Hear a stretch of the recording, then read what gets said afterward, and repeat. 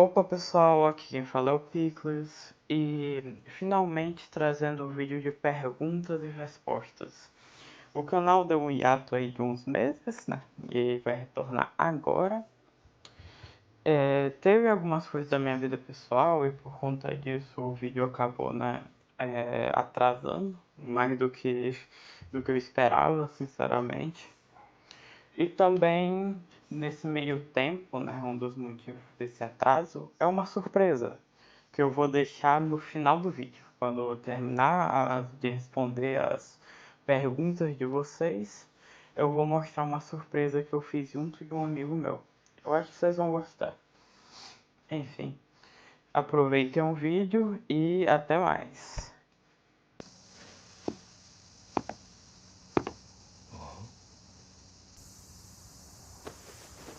よう、久しぶり。マジか。大マジ。元気ピンピンだよ。 Bem, a primeira pergunta é da Dani. E você pode me explicar um pouco sobre o 4 de autopreservação? Eu posso, apesar de não ser, né, o foco do canal, né, a grama em si. É uma área da tipologia que eu acabei tendo que explorar, né? E o 4 de autopreservação, em resumo, se eu fosse falar um pouco sobre ele, dando um resumo geral, ele é o contratipo entre os 4. E a forma como a inveja, a paixão da inveja age nele é justamente sendo reprimida. Ele nem mesmo sabe o que leva ele a se comparar com os outros. É diferente dos outros 4, que a inveja é mais aparente, digamos assim. Justamente por ele ser um contratipo, ele tenta ir contra o fluxo da inveja. Então, muitas vezes, ele pode ser confundido como um 4 mais racional, digamos assim, né? Ele tem um caráter mais estoico de autossacrifício, digamos assim, né? E, em resumo, eu diria que é isso sobre o 4 preservação. Tanto que o 4 sexual, ele costuma transformar, né, a inveja em algo mais competitivo, né? Algo que realmente queima, assim, é algo bem invisível no 4 sexual. E o 4 social, muitas vezes, ele direciona essa inveja por grupo, né? E muitas vezes ele tem um caráter mais melancólico em relação aos outros 4, né? É como se enquanto o 4 de autopreservação fosse mais contido, o 4 social é mais melancólico e o 4 sexual é mais intenso, eu diria, né? Talvez até pela questão do instinto sexual em si, né? E a forma como ele age em relação à inveja. Bem, é isso. Vamos para a próxima pergunta. Ok, próxima pergunta é da Stephanie Pereira. Quando estamos descobrindo as nossas tipagens, no processo mudamos muitas tipagens para finalmente encontrar a sua. E para piorar, tem subtipagens semelhantes, mas com finalidades diferentes. O que você recomenda para facilitar mais em resolver essa confusão, essa ambiguidade entre duas ou mais subtipagens que são semelhantes? Bem, isso depende do sistema que você vai se tipar, sabe? Por exemplo, Enneagrama. A primeira coisa que eu daria de recomendação para a pessoa se encontrar em Enneagrama seria definir sua paixão. Você define uma paixão, né, o núcleo ali que você mais se identifica no sistema de Enneagrama, e com isso você tende a olhar o subtipo depois, sabe? Eu recomendaria isso, definir um núcleo e depois definir um subtipo para você em relação àquele enneagrama. E nisso eu recomendaria olhar o instinto por si só, né? Por exemplo, o de autopreservação, o de sexual, o social, e ver qual você se encaixa mais. E observar como a paixão ela se manifesta nesses tipos em específico. E agora, em relação a, por exemplo, sociônica, se eu fosse dizer uma forma de conseguir meio que se identificar melhor, por exemplo, eu tô entre um tipo IEI e ILI, por exemplo. Eu recomendaria usar a dicotomia ético-racional, sabe? Por exemplo. Ou entre ILI e liar, aí você pode muito bem ver a questão da Paul, e também a questão da extroversão e introversão, né? Tem várias formas de você conseguir tirar essa confusão, essa ambiguidade que você percebe em você. Mas isso vem muito de autoconhecimento, não tem uma fórmula exata ali. Você vai resolver essa confusão com certeza, né? Existem métodos mais eficientes, claro, né, de você conseguir fazer isso. Mas, em resumo, essas dicas que eu daria para uma pessoa que está perdida, sabe? Ou tá em... Como eu posso falar? Ou tá em confusão em relação a uma ou mais tipos de subtipagem, né? Sara D253. Qual é o erro mais comum que as pessoas cometem ao se tipar? O erro mais comum que eu percebo, pelo menos na comunidade de tipologia, ao se tiparem, é justamente se prenderem muito aos estereótipos do tipo, sabe? E os testes também não ajudam, tem essa parte também. E uma coisa principalmente é a idealização, sabe? Muitas pessoas que eu percebo que se tipo, elas muitas vezes idealizam o tipo, sabe? Elas não tendem a ver o tipo como ele é, elas idealizam ou projetam uma versão do tipo que agrade elas, basicamente, sabe?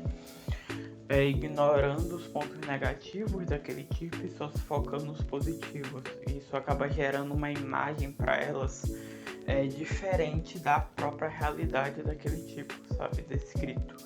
É como se fosse uma versão paralela daquele tipo, não que seja real, não factual, sabe? E são essas muitas coisas que eu percebo que acaba sendo um erro na hora da pessoa participar, acaba mais atrapalhando do que ajudando. Agora a próxima pergunta, Arcane Ark. Maranhão tem luz? Olha, até tem, mano. Agora, a pergunta de Wolfgang 7177. Para você, qual seria o personagem fictício ou pessoa real que mais representa o arquétipo de LSI? Pode ser personagem favorito desse tipo também, enfim.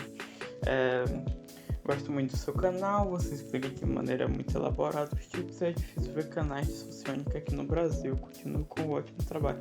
Oh, mano, obrigado, povo. Tamo junto aí. Em relação a um personagem ou pessoa, né, que eu vejo mais como arquétipo do LSI, olha, tem um exemplo que eu gosto bastante de usar, que é o Illumi de Hunter x Hunter. Eu cheguei até a comentar com algumas pessoas em relação a ele em si, né, a questão da Nipol e como ela é manifestada na relação dele com o Killua, né, o controle em volta disso. Eu acho que se eu fosse escolher um estereótipo, assim, uma representação na ficção, né, de LSI ali que eu curto, é o Illumi de Hunter x Hunter.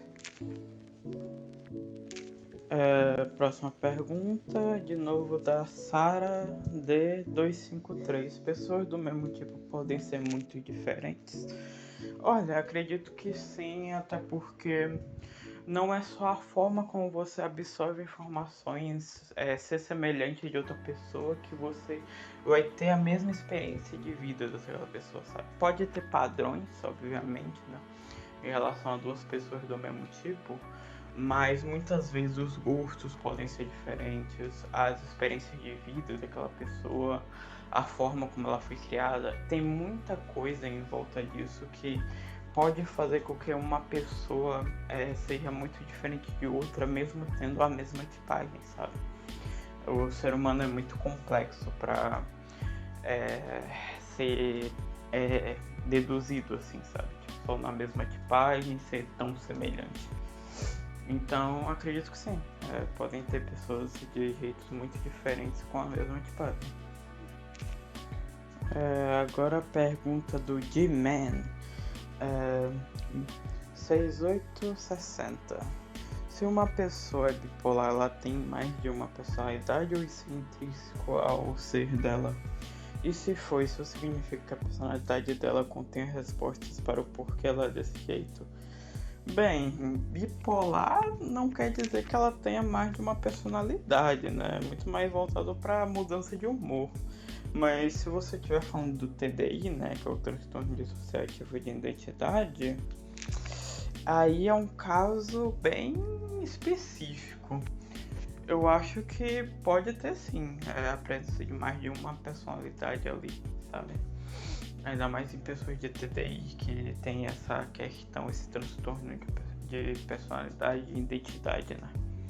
Mas eu não saberia te dizer em relação a isso. E isso significa que a personalidade dela contém respostas para o porquê ela é desse jeito?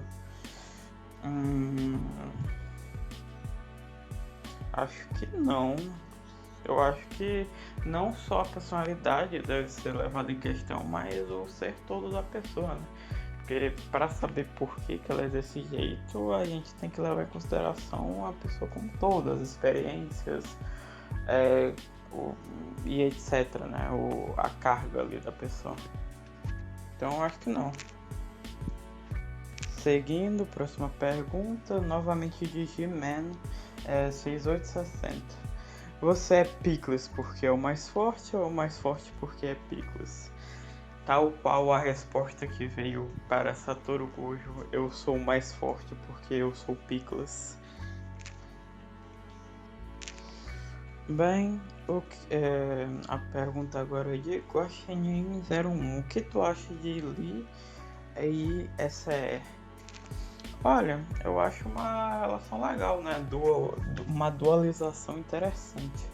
Porque o SE ele serve como o líder, né? Enquanto o Willy é mais como o conselheiro ali, a pessoa que fica como número 2, digamos assim, né? Nas descrições entre os dois tipos. Enquanto o Willy ele tenta orientar o SE na relação do uso da TE, principalmente, né, conseguir orientar o gasto de energia, né, tipo, saber usar NI e TE para dar uma previsão do que vai acontecer e a melhor metodologia para realizar aquilo, né, gastar energia cinética, direcionar a energia cinética do SE para algo produtivo, sabe, e gastar menos energia e ser mais eficiente no geral. Enquanto o SL vai dar um estilo de vida mais ativo, né, por ele. Como, por exemplo, ele vai ajudar usando a SC e a FI dele, por exemplo, né, mobilizando o ILI e também compreendendo as relações pessoais dele, basicamente, ajudando nessa área em geral da SC e da FI em si. Bem, agora a pergunta de G-Man 6860. Por que um intuitivo faz um melhor sensitivo e um sensitivo faz um melhor intuitivo? O que forma esse yin do equilíbrio?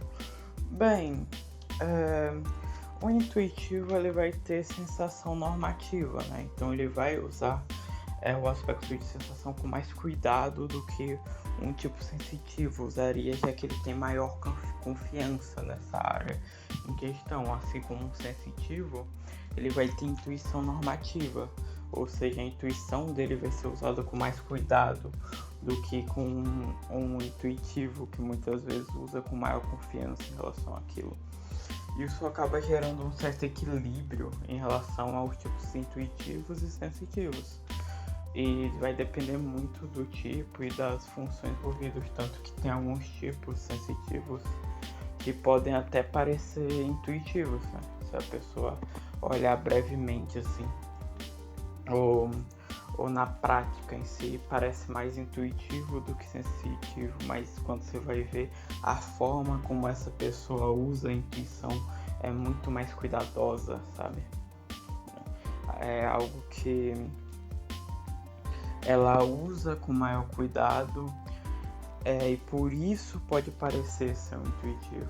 Assim como um intuitivo ele pode usar a sensação, né, com maior cuidado, e por isso pode parecer um sensitivo. Eu acho que isso vai depender muito do tipo em questão, sabe? Mas é isso, eu diria que é por conta da sensação normativa e da intuição normativa desses dois tipos. Bem, agora a pergunta é de... não vou falar esse nome, mas vocês estão vendo na tela. Como funciona a TEIPOL tanto no SE como no IE? Bem, eu vou dar um resumo, mas provavelmente se eu for falar da TEIPOL desses tipos, vai ser em um vídeo separado, né, em relação a eles. Mas resumindo, a TEIPOL, o que é a TI, né? Vamos primeiro distinguir o que é TI em sociônica. A TI, como função introvertida, ela mexe com a relação entre os objetos. E o objeto que a gente está mexendo aqui é a lógica interna dos objetos. E tem essa questão, né, de comparar a própria lógica com a lógica interna dos objetos e também manipular essa lógica. São muitos valores em volta de TI, também é voltado para hierarquia, sistematização, 880. Então eu diria que a TEIPOL, ela se manifesta principalmente no IE e no SE, muitas vezes como uma adesão completa de uma teoria ou não adesão, sabe? E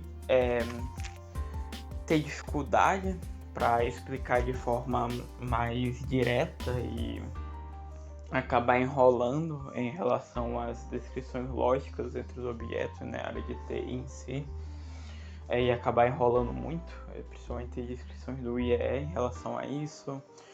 Mas se eu fosse realmente dar, tipo assim, como funcionaria, como é um ponto de vulnerabilidade, eu vejo mais como um receio e questão de querer ter certeza sobre aquilo que ele está falando, sabe? Como é um ponto vulnerável, ele não vai querer receber um golpe naquela área, sabe? É algo doloroso, então eu diria que seria mais uma questão de ter cuidado com o que ele vai falar quando a situação envolve relações lógicas, tá? Principalmente na frente de outras pessoas, querer ter 100% de certeza em relação àquilo para que ninguém consiga ferir ele naquela área, sabe? Acumular conhecimento em relação à TI para não ser ferido. Tanto que eu vejo muitas vezes esses tipos recorrendo mais a TI, né? Que é os fatos mesmo, factual, ao invés de ter que lidar com TI, né? Que é as relações lógicas entre os objetos. Em resumo, é isso. Se eu fosse dar uma descrição breve em relação a TEIPOL desses dois tipos. Agora, para a última pergunta, a da Ana Julie F. Como aprender essa tipologia do diabo chamado Socionics? Bem, primeiramente, eu diria para você compreender os blocos, né? As funções em si primeiro, eu diria. Tem certas dicotomias que ajudam também, como por exemplo estático e dinâmico, eu acho bem importante, né? Eu acho que a dicotomia principal, né? Ético e racional eu gosto bastante também. E lendo e tentando compreender o sistema, eu diria, sabe? Realmente. E também tem aqui no canal, né? Acompanhar o canal aqui que eu sei que às vezes pode sair vídeo a cada 1 milênio, mas tipo assim, ajuda, sabe? Então é isso que eu recomendaria. E ir atrás de fontes confiáveis também, sabe? Muitas pessoas se prendem só ao Wikisocial, mas tem muita mais locais com informações melhores, como o próprio Classic Social ou o Alshra Project, né? Eu deixo esses links geralmente durante os vídeos, né? As informações que eu geralmente uso e que eu recomendaria para as pessoas usarem para compreender a teoria por si só, né? O modelo da Alshra. E é isso, essas as dicas que eu daria, né? Para compreender melhor sociônica. Bom, como surpresa, tem aqui o projeto que eu e um amigo meu a gente fez aqui no final do vídeo, né, pra mostrar pra vocês, que levou um tempinho, mas a gente conseguiu fazer, que é um site de correlações de sociônica e eneagrama, resumindo. Aqui tem a pessoa que produziu no site, um amigo meu, o Niklaus, que é um programador. E tem aqui o link para o canal, para quem quiser acessar. Aqui, ó. Já aparece, resumindo. Mas bem, como é que funciona esse site aqui, ó? Você pega, você vê que tá tudo em inglês, né? A gente futuramente vai traduzir para português, mas por enquanto é em inglês. E se vocês tiverem dicas de outras correlações e tudo mais que não tem no site, que vocês perceberem, vocês podem falar também. Bem, ó, eu vou dar uma leve amostragem aqui do site, para vocês perceberem como é que é. Eu vou pegar aqui o Ilé. Aqui, ó, o Ilé, eu clico aqui, ó, já aparece todas as correlações que tem no site em relação ao Ilé. Tem até umas meio diferenciadas aqui, a gente resolveu colocar porque a gente achou interessante. E primeiro você vai escolher sua tipagem, né, de sociônico, por exemplo, Ilé. E depois o seu eneagrama. Por exemplo, eu sou um Ilé Social 5. E aí eu vou aqui, ó, bem no meio, correlacionar. Aí vai estar aqui carregando, resumindo, espera. E tá aqui, ó, vai ter uma pequena descrição, né, bem simples, em relação ao seu sociônico e o seu eneagrama. E vai sair bem aqui o que você escolheu, resumindo.